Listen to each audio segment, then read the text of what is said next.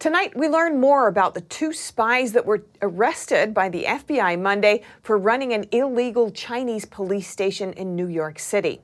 The indictment reveals that Falun Gong practitioners, long persecuted in China by the Chinese regime, were one of the spies' primary targets. The DOJ yesterday also charged 40 Chinese police officers for targeting Chinese dissidents. Earlier, I spoke with Levi Browde, Executive Director of the Falun Dafa Information Center, who for years has been documenting the CCP's targeting and harassment of Falun Gong practitioners on U.S. soil. Levi Browde, welcome to our show. Thanks so much for coming on. Thank you very much for having me. Now, for many Americans, it's shocking to think that these kinds of things could be happening right beneath our noses.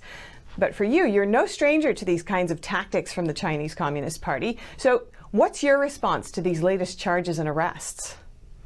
Well, we think it's very significant. We also think it's very encouraging.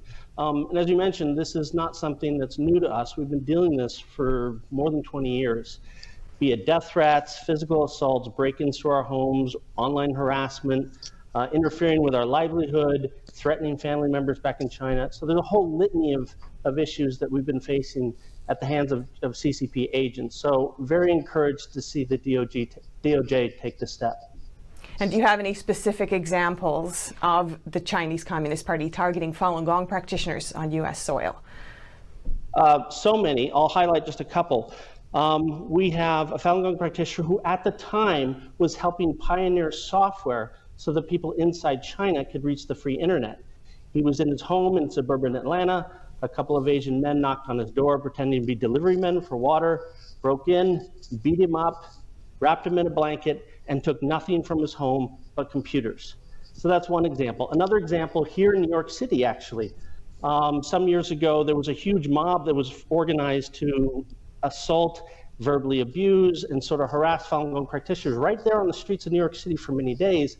Later on, undercover investigators caught the New York consul general at the time, working in the consulate, saying that he actually went to Chinatown and encouraged these groups to go after Falun Gong, and he's the one who started it all. So those are two examples. Now we've had, across the country, we've had all kinds of things like diplomatic pressure, economic pressure. We've had countless mayors and governors and legislators get letters from Chinese consulates saying, don't support Falun Gong. If you do, you're going to lose this economic benefit, this political benefit. So this has been going on for more than 2 decades. Wow, that's really concerning. So why is it important, do you think, to every American that the Chinese Communist Party does not succeed in these kinds of covert operations? Well, the two main things that come to mind is first, physical safety. I mean, I think what people don't realize is CCP agents, people that often they're very thuggish, they result in violence, in attacks all around the country, and not just to the Chinese diaspora that go after Americans. And so physical safety from CCP nefarious acts here in the United States is very, very important. The second thing I would say is almost like the integrity of our public discourse. I mean, as we saw from this indictment, much of what the CCP demanded these agents do is try and get bad articles put in our newspapers, try and drum up rumors and hatred online. So they are tearing apart the way we interact with each other here in this country. And so the integrity of our discourse, our ability to perceive each other accurately and not have a foreign communist government trying to pit us against each other is critical for our country. And I think that's the other thing that makes it very important. Indeed. Now, what more do you think needs to be done, if anything, to ensure that the CCP doesn't succeed? More indictments, for sure. I mean, when you actually indict people, when you arrest people right here in New York City for doing this kind of stuff, not only does that stop those people from doing bad things, it sends a critically clear message to the CCP that you can't bring your thuggish tyranny here to the United States and do all these things that they've gotten away with to a large extent over the last 20 years. You can't do this anymore. You will be arrested. Justice will be served. And even if you're in China, there are things to be done, sanctions and things like that. So we need more of these types of investigations and more of these indictments.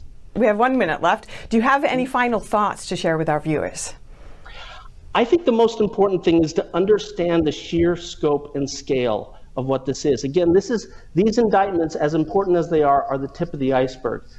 CCP agents, thugs acting on their behalf, are going after not just Falun Gong, but all kinds of groups that they feel expose the CCP's lies, expose the CCP's human rights abuses. It's pervasive. It's in our business. It's in our universities. It's in our media. It's everywhere. And I think it's really important to understand just how broad this attack is on not just dissidents, but our country at large. And so, again, I'd call more and more indictments. We really need to bring these people to justice.